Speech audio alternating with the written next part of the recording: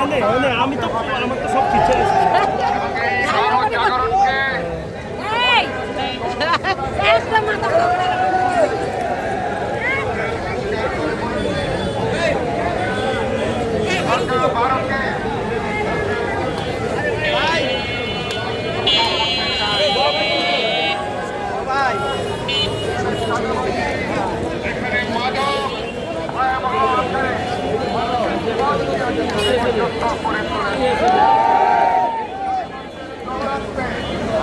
আবার আজকে তারা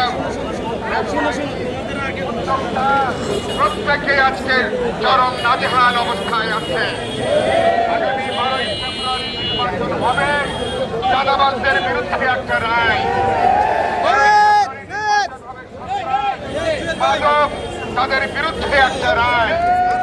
আমরা বলেছি আমরা এখানে 12 আসনে আমরা কোদাল মার্কাকে বিজয়ী করে আমরা ঢাকা 12 আসনকে আমরা একটা শ্রমিক বান্ধব, শিল্প বান্ধব অঞ্চল হিসেবে এটাকে আমরা গড়ে তুলব।